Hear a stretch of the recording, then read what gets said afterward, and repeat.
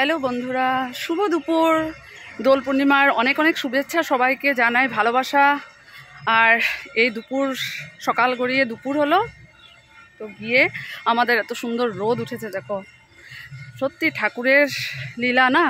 তো যাই হোক, এই বাড়িতে একটু খেলে তারপর এখন আসলাম, মনটাও ভালো লাগছিল, সবাই এসেছে আর কীর্তন হচ্ছে খুব সুন্দর। চলো সঙ্গে থাকো, অনেক কিছু শেয়ার করব। আমি কিন্তু মন্দিরে অনেক দেরিতেই বসলাম, তার আগেই সবাই এসে ঠাকুরের পায়ে আবির দিয়ে নিজেদের মতো করে রং খেলে নিয়েছে আর এখন আমাকে রং দিচ্ছে।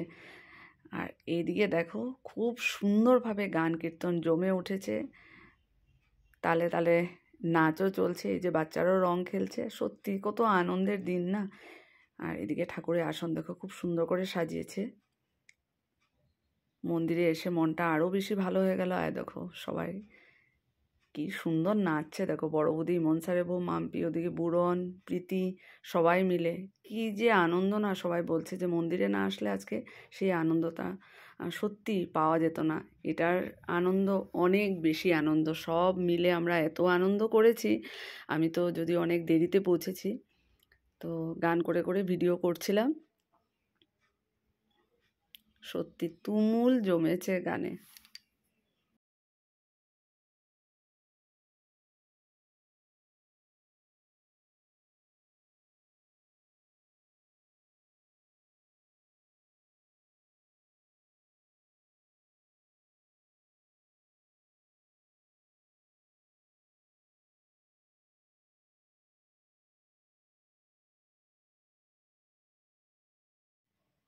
খুব সুন্দর সাজিয়েছিল বাইরে, কিন্তু বৃষ্টির জন্য সেটা আর ভেতরেই করা হলো। আর দেখো আবার নেমেছে বৃষ্টি, কিছুক্ষণ ছিল না।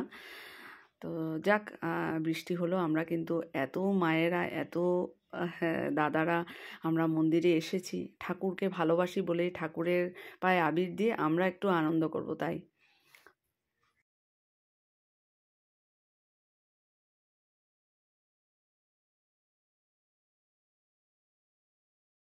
আমরাও মায়েরা গান কীর্তন শেষ করে ভান্ডারা প্রসাদ নিয়ে এই যে সবাই মিলে ওরা পান খাচ্ছে, মাম্পি, প্রীতি ওরা।